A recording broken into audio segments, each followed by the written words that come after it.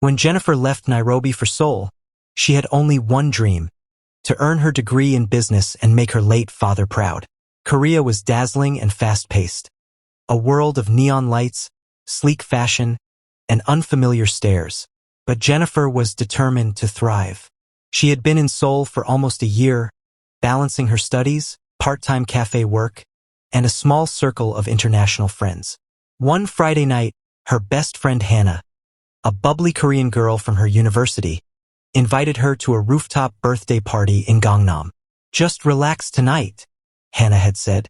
"You study too much. Let's have fun." Jennifer hesitated but eventually gave in. The rooftop glittered with fairy lights, music pulsed through the night, and laughter echoed across the city skyline. She danced, sipped juice, and smiled, until someone accidentally mixed up her drink with something far stronger. The last thing she remembered was Hannah laughing and the city lights spinning around her. When Jennifer woke up, everything felt wrong. The room was dim and quiet. She was lying on a king-sized bed wrapped in silky sheets that smelled faintly of cedarwood and mint. Her heart began to race. "Where am I?" Then she felt it. A strong arm draped protectively around her waist. She turned her head slightly and froze. Beside her was a man. Not just any man. Mjun, the infamous name she had heard whispered in Seoul's backstreets. The powerful and feared Mafia boss, known for his cold gaze and untouchable authority. Her breath caught in her throat. No, this can't be happening. She tried to move away, but his arm tightened unconsciously, as though shielding her even in sleep. She could see his face clearly now. Sharp jawline, dark lashes resting over his eyes, a faint scar on his temple. He looked peaceful, almost vulnerable, nothing like the dangerous man the world feared. When he finally stirred and opened his eyes, she felt her pulse stop. "You're awake." His voice was deep, smooth, and calm. Jennifer sat up immediately, clutching the blanket to her chest. Where am I? What happened? Did you?" He raised his hand gently. "Relax. Nothing happened. You were drunk and passed out on that rooftop. Some men tried to take advantage of you." His eyes darkened with remembered anger. "I stopped them." Jennifer blinked, confused. "You protected me?" He nodded slowly. "I didn't touch you. I just brought you here. You were shaking and calling out for your friend." Her face flushed in embarrassment and confusion. She didn't know whether to thank him or run away. "Why would someone like you help me?" she asked softly. He looked at her for a long moment before answering. "Because I don't hurt innocent people," he said simply. "And because you looked scared." There was something in his tone, a quiet sincerity that made her chest ache. She realized he was telling the truth. He stood, walked to the door, and said without turning, "There's breakfast on the table. When you're ready, my driver will take you back." As the door clicked shut, Jennifer sat in stunned silence. Later that day, as she sat in the back seat of a black car that glided through Seoul's morning traffic, Jennifer kept replaying the night in her head. The man the city feared the most had done nothing but guard her. She pressed her fingers to her lips and whispered, "Who are you really, Mjun?" Little did she know, that night was only the beginning, because from that day onward, Mjun couldn't get the image of the trembling African girl out of his mind. And for the first time in years, his heart began to stir. And Jennifer, no matter how much she tried to forget, couldn't erase the warmth of his arms or the strange safety she'd felt in them. Jennifer couldn't shake off the memory of Mjun's eyes, those dark, unreadable eyes that somehow carried both danger and kindness. Days passed, but her mind kept returning to that morning. The quiet hum of the luxury penthouse, the scent of cedar and mint, the sight of the feared Mafia boss calmly serving her tea before sending her home. She told no one what had happened. Not Hannah, not her classmates. Who would believe her anyway? That the man known across Seoul's underworld as a ruthless leader had protected her. Not hurt her? But Seoul had its own way of weaving destinies together. One cold evening a week later, Jennifer was walking home from her part-time cafe job when she noticed a black car parked across the street. She thought nothing of it until the same car appeared again the next day. Then, one night, A group of drunken men cornered her in a narrow alley, mocking her accent and pulling at her bag. Her heart pounded in fear. But before she could scream, a familiar deep voice cut through the darkness. "Touch her, and you'll never see tomorrow." The men froze. Out of the shadows stepped Mjun, dressed in a long black coat, his expression cold and merciless. His men followed, swift and silent. Within seconds, the troublemakers scattered, their cries echoing down the street. Jennifer stood trembling, her breath visible in the icy air. He approached her slowly. "Are you hurt?" "And no," she whispered. "But why are you here again?" His gaze softened, just a little. "Because I can't stop thinking about you." Her heart skipped a beat. From that night on, Mjun's presence became a silent constant in her life. She'd catch glimpses of his car near the university, or see one of his men standing discreetly across from her cafe. At first, it frightened her, the idea of being watched. But soon, it began to feel strangely comforting, like an invisible shield around her. One day, she decided to confront him. She went to the address his driver had once taken her to, the tall glass building in Gangnam. She was nervous, clutching her backpack as she entered the private elevator. When the doors opened to the top floor, Mjun was there, leaning against his desk, surprised to see her. "Jennifer?" he said, almost breathless. "Why are you?" She interrupted him, her voice trembling but firm. "Why are you protecting me? You don't even know me." He stared at her for a long moment, then walked toward her, stopping just close enough that she could feel his warmth. "Because the night I found you," he said quietly, "you looked at me without fear. Everyone else looks at me like a monster. But you," his voice softened, "you saw a man."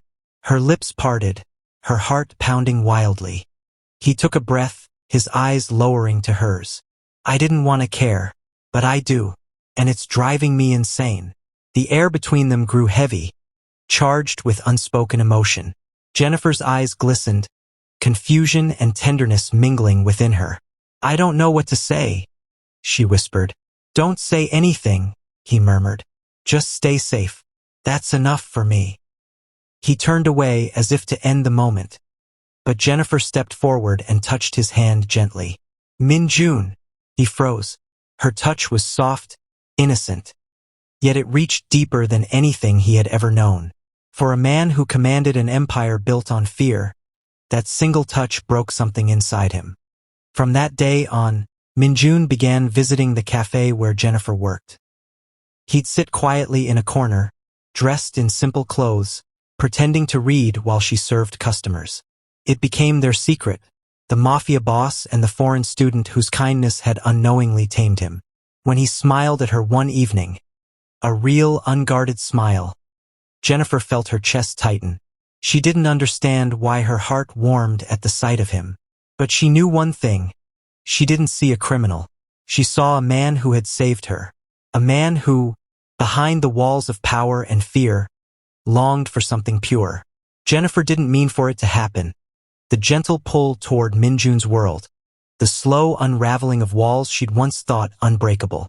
Yet, with every encounter, she saw pieces of the man behind the name. The one who never smiled in public but laughed quietly when she teased his Korean accent in English. The one who carried darkness in his past but offered her safety without asking for anything in return. At first, she told herself it was gratitude. But soon, gratitude began to feel like longing. It started on a rainy afternoon. The cafe was nearly empty when the door opened, and Mjun stepped in, shaking off the drizzle from his coat. He wasn't in his usual sleek black suit. Instead, he wore a gray sweater and jeans, looking almost normal. Jennifer blinked in surprise. You're here during the day?" He gave a faint smile. "I had some free time." Hannah, behind the counter, whispered excitedly, "Jen, that guy is so handsome. Is he your boyfriend?" Jennifer nearly dropped the tray. "No, he's just a friend." But when Mjun's eyes met hers across the cafe, the word friend suddenly felt too small, too fragile to describe the strange warmth between them.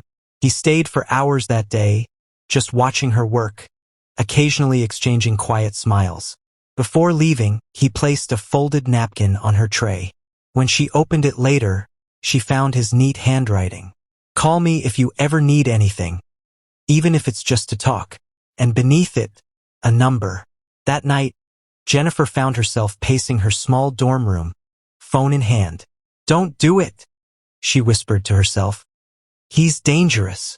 But the more she tried to resist, the more she thought of his voice. Calm, deep, and oddly comforting. Finally, she dialed. "Jennifer." His voice came through almost instantly. "I didn't wake you, did I?" she asked softly. "No," he said. "I was waiting for you to call." Her breath caught. "You were." He chuckled quietly, a sound she rarely heard. "You have no idea how your voice sounds right now. It's peaceful." That was the first of many calls. Late-night talks turned into laughter, laughter turned into shared stories, and shared stories turned into a connection that neither of them could explain. Weeks passed, and Mjun began showing her parts of Seoul she'd never seen. Not the neon clubs or the luxury towers, but quiet temples, old street markets, hidden bookstores. Once, while walking along the Han River at sunset, Jennifer stopped and said softly, "You're not what people say you are, Mjun." He looked down at her, wind tousling his dark hair. "You shouldn't believe everything you hear." "I don't," she whispered, meeting his gaze. "I believe what I see."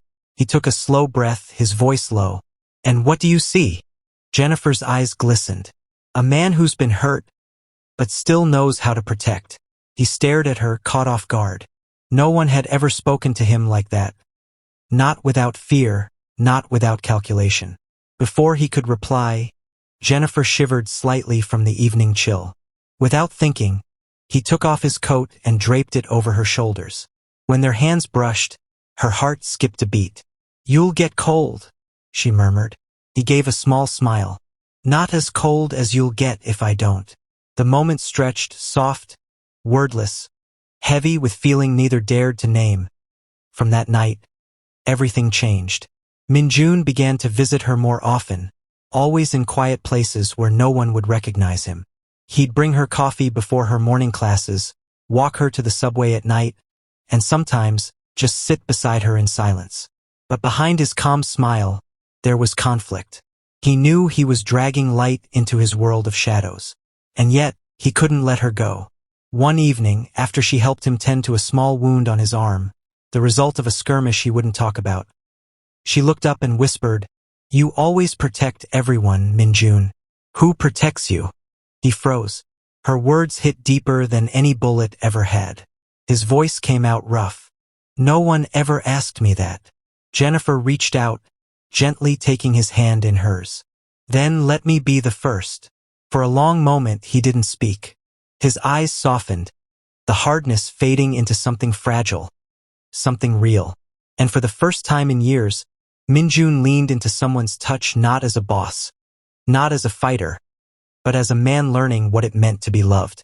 The days that followed were like stolen moments of sunlight in Mjun's otherwise shadowed world. For the first time in years, he found himself smiling without reason, checking his phone for her messages, and craving the soft lilt of her voice more than any deal, any power, any victory. Jennifer had become his calm in the chaos, the light he never knew he needed. But even the strongest light casts shadows. One cold evening, as Mjun waited outside Jennifer's dorm to take her for dinner, a black SUV sped past, its tinted windows rolling down just enough for him to see the faint glint of a gun. Instinct took over. He shoved Jennifer to the ground just as a bullet shattered the lamppost behind her. Students screamed and scattered. "Get inside!" he barked, drawing his own weapon. Her heart pounded as she watched him, calm, controlled, terrifyingly efficient. As his men arrived within seconds, the attackers fled into the night, leaving silence and chaos behind. When the danger had passed, Jennifer trembled in his arms, her voice barely a whisper. Why are they after you?" He hesitated, his jaw tightening. "Because I lead a world you should never have to see." Her eyes filled with tears. "Then why drag me into it?" He looked at her, truly looked, and the weight of his love, his fear, and his guilt settled in his voice. Because I couldn't stay away from you. Later that night, he took her to his private penthouse again. She sat silently on the couch while he paced, running a hand through his hair. I tried to protect you from this, he said, his voice rough. But I've made enemies who would hurt anyone close to me. Jennifer stood, walking toward him slowly. Then teach me how to live in your world, she said softly. Don't push me away. He stopped. Jennifer, you don't understand. My world is blood, betrayal, and silence. You deserve peace. You deserve normal. Her lips trembled, but her voice was steady. Peace means nothing if it's without you. He froze. Those words, so simple yet so powerful, broke down the last wall around his heart. In 2 strides, he was in front of her, his hand gently cupping her face. You have no idea what you're saying, he murmured. I do, she whispered. Because I love you, Mjun. His breath caught. For years, people had feared him, obeyed him, respected him, but no one had ever loved him. Without another word, he pulled her into his arms.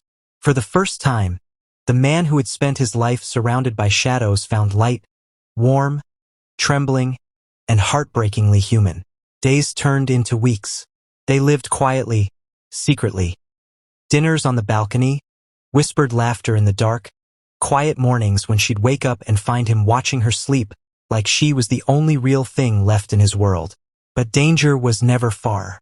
One night, while Mjun was away handling business, Jennifer's phone rang. It was an unknown number. Stay away from Mjun if you want to live, a cold voice hissed. You're the only weakness he has. Her hands shook as she dropped the phone. For the first time, true fear sank into her heart. Not for herself, but for him. When Mjun returned, she confronted him, tears streaming down her face.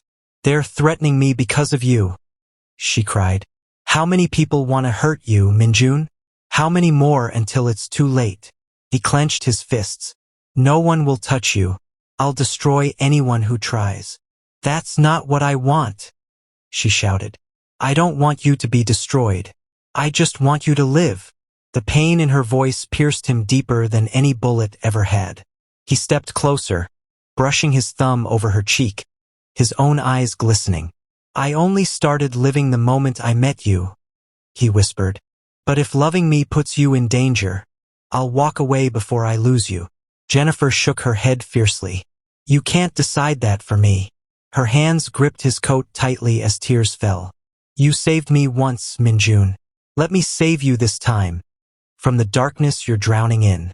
That night, as she fell asleep in his arms, he made a silent vow. If it cost him everything, his empire, his reputation, even his life, he would carve out a world where she could live without fear. Because she wasn't just the girl he protected. She had become his peace, his redemption, his reason. The morning light in Seoul was gentle that day, soft gold spilling through the penthouse windows, touching Jennifer's sleeping face. Mjun sat beside her quietly, his eyes tracing the lines of peace on her skin, memorizing every breath, every heartbeat. He knew this peace was fragile. The world he ruled could never coexist with the world she deserved. He brushed a strand of hair from her cheek and whispered, I'll end this. For you. That afternoon, he called an emergency meeting with his inner circle, the men who had followed him for years through blood and loyalty.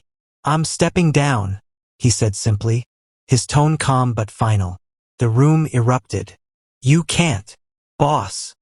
The other syndicates will see this as weakness. They'll come for you and her. Mjun's gaze turned icy. Let them come. I've built this empire once. I can burn it if I must. Silence fell. None of them had ever seen him like this. Not angry, not cruel, but determined in a way that made even the toughest men falter. He rose from his seat. From today, I'm not your boss. I'm just Mjun. That night, Jennifer came home to find him sitting quietly on the balcony, the city lights glowing behind him. You're home early, she said softly, placing her bag down. I ended it, he replied without turning. Ended what? My life as a boss. She froze. You really did that? He nodded slowly. It's over. I can't love you halfway, Jennifer. I either choose power, or I choose you. Her throat tightened, eyes filling with tears. Mjun. He turned, his expression gentle, almost peaceful for the first time since she met him. I don't know what comes next, but I know I want to walk into it with you. Without another word, she crossed the balcony and threw her arms around him. The moment was quiet, raw, and pure. Two souls choosing each other despite the storm that waited outside. But leaving the underworld was never that simple. Within days, the threats began.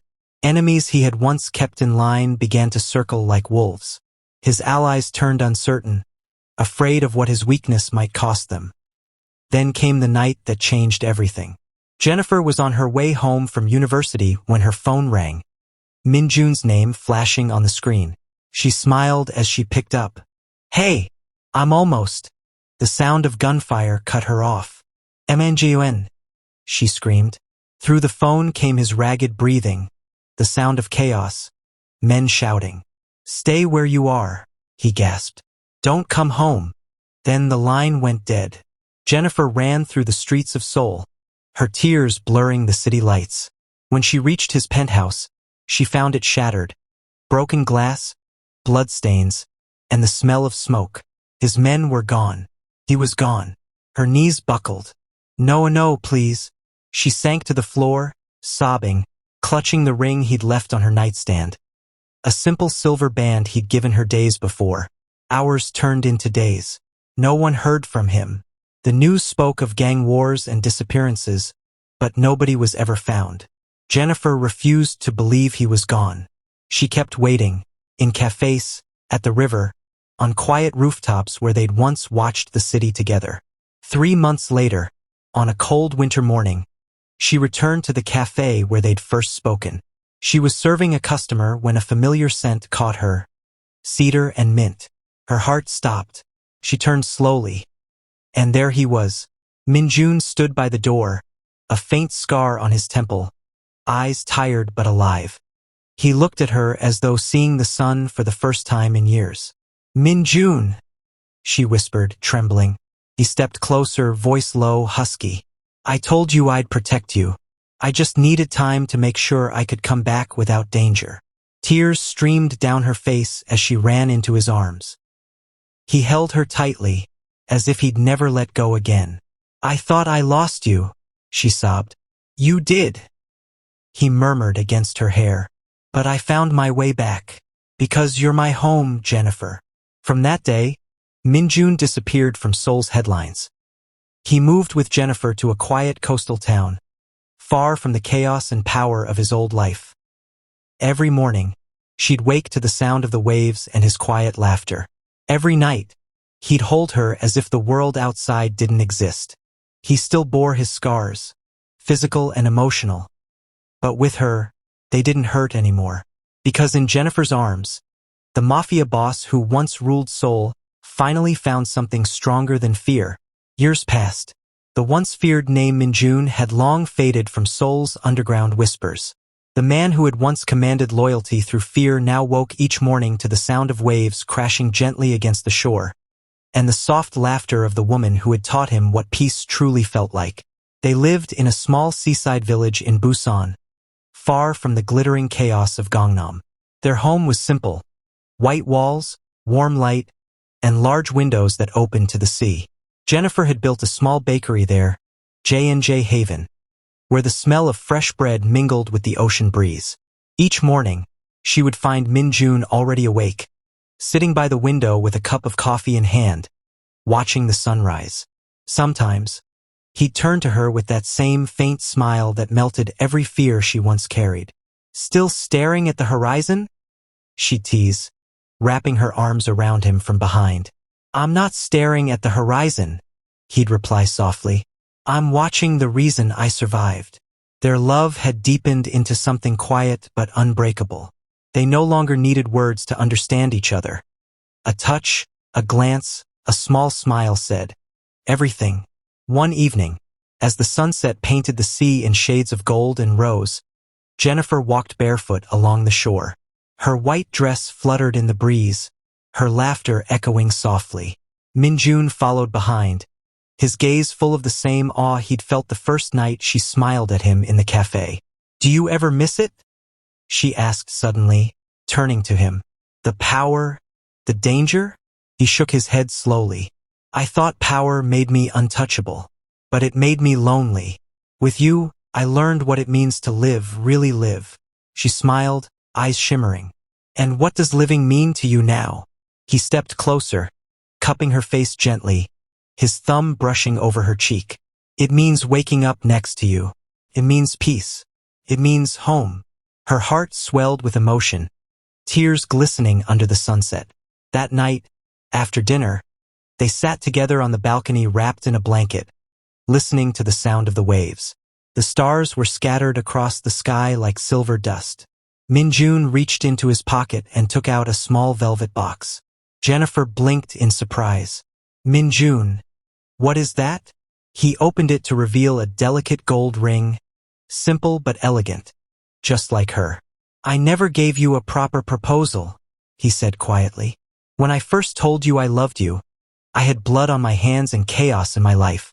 But now, I have peace, and I want to spend the rest of it with you." Her hand flew to her mouth as tears spilled down her cheeks.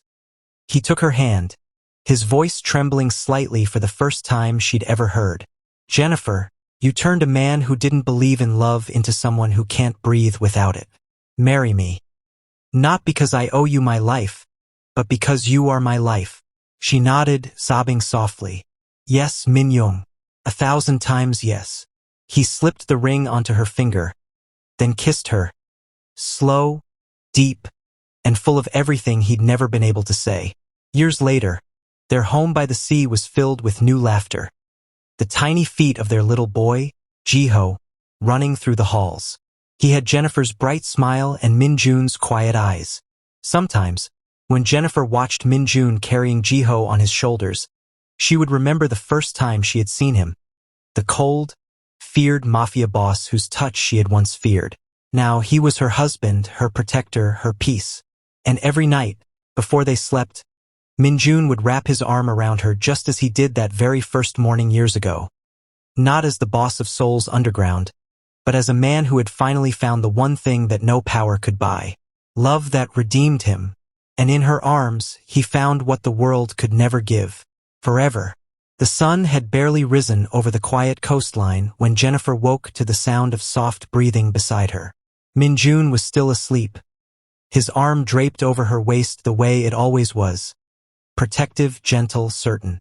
The morning light caught the faint scar on his temple, the one that used to frighten her once, but now reminded her of everything they'd survived together. She lay still, listening to the rhythm of his heartbeat beneath her ear. In that sound, she heard her peace. When he stirred awake, his first instinct, as always, was to pull her closer. His voice came low and rough with sleep. "You're staring again." Jennifer smiled, her fingers tracing his jaw. "You make it hard not to." He opened his eyes, those same dark eyes that once held storms, now soft and warm. "You know," he murmured, brushing her hair from her face, "I used to wake up ready to fight the world. Now I just want to wake up to this." Her lips curved into a tender smile. "To me, to us," he said, "to everything I never thought I deserved." He kissed her forehead, slow, lingering, then the tip of her nose, then her lips. It wasn't a hurried kiss, not born of fire, but of years of quiet devotion. The kind that spoke of gratitude, of trust, of love that had weathered storms and still bloomed. Later that morning, as they had breakfast on the balcony overlooking the sea, their little boy Jiho toddled out in his pajamas, holding a seashell. "Appa, Yama, look," he said proudly. Jennifer laughed and lifted him into her lap. Mjun leaned close, kissing both their foreheads. "You found another one, little man?" Jiho nodded eagerly. "It's for Yama." Jennifer's eyes softened as she accepted the shell. "It's perfect, just like you." Mjun watched them, the woman and child who had given his life meaning, and for a moment, his chest ached with quiet joy. He reached across the table, taking Jennifer's hand. "Do you know?" he said softly. Every time I look at you and him, I realize how close I came to never knowing this. Jennifer squeezed his hand. And every time I look at you, I remember that love can grow even in the darkest places. He smiled, then lifted her hand to his lips. You taught me that. That night, after Jiho had fallen asleep, they sat together outside, wrapped in a blanket beneath the stars. The waves whispered below, and the moonlight bathed the world in silver. Jennifer leaned into him, resting her head on his shoulder. Do you ever think about the past? She asked softly. Sometimes, he admitted, but only to remind myself how far we've come. She turned to face him. And, do you ever regret leaving that world behind? He shook his head slowly. Not once. I used to believe strength was about control. Now I know it's about choosing peace, choosing you. Her eyes filled with tears. Mjun. He cupped her face, his thumb catching a tear before it could fall. I used to live in darkness, he whispered, his voice trembling. Then you walked in bright, fearless, and kind. You didn't save me with power. You saved me with love. Jennifer's breath hitched as he leaned forward, pressing a soft, reverent kiss to her lips. It was the kind of kiss that didn't ask for anything. It simply thanked her. When they finally pulled away, she rested her forehead against his. I love you, she whispered, and I'll spend every day proving that I love you more, he replied, his words a quiet vow. In that moment, under the soft glow of the moon, with the sea murmuring below and their son sleeping safely inside, Jennifer realized that love didn't always have to be loud or wild. Sometimes, the greatest love was the one that whispered through everyday life. In shared mornings, gentle touches, and the unspoken promise of forever. And in Mjun's arms, where once she'd woken in fear, she now found only warmth, only home. The years slipped by quietly, like waves smoothing the sand. Jennifer and Mjun grew older together in the little house by the sea. The bakery filled the mornings with the smell of bread and laughter. In the evenings, the sound of the ocean blended with their son Jiho's voice practicing piano from the next room. They had known danger once, but now life was made of small, sacred things. Shared tea, worn photographs. The warmth of hands that never let go. One spring morning, Jennifer stood in the garden, watching the cherry blossoms drift like soft snow. Mjun came up behind her, his hair now streaked with gray, and slipped his arms around her waist. Do you remember? He murmured. The first time you saw me? She smiled. I remember being terrified. And now I can't imagine a day without you. He laughed quietly, the sound deep and familiar. You gave me a second life, Jennifer. I built an empire once, but you built a home. She turned in his arms, resting her forehead against his. And you kept your promise. You protected me, not with power, but with love. That night, the three of them walked along the beach, Jiho running ahead with his camera, capturing the sunset. Mjun held Jennifer's hand. Their fingers intertwined the same way they had been that first morning long ago. As the light faded, she whispered, If this were the end of everything, I'd still choose you. He looked at her, eyes shining in the dusk. Then it's not the end. It's just another beginning. Years later, when Jiho would tell their story to his own children, he'd say that his parents taught him the meaning of strength. Not the kind that conquers, but the kind that forgives, heals, and loves without fear. And in the quiet house by the sea, two souls who had once lived in chaos found their eternity in peace. Episode 1 ends here. The next episode comes up soon. Thank you for watching. If you enjoyed the story, please leave a comment. Also like, share, and subscribe to my channel and click on the notification icon so that you will get notified whenever a new story is uploaded.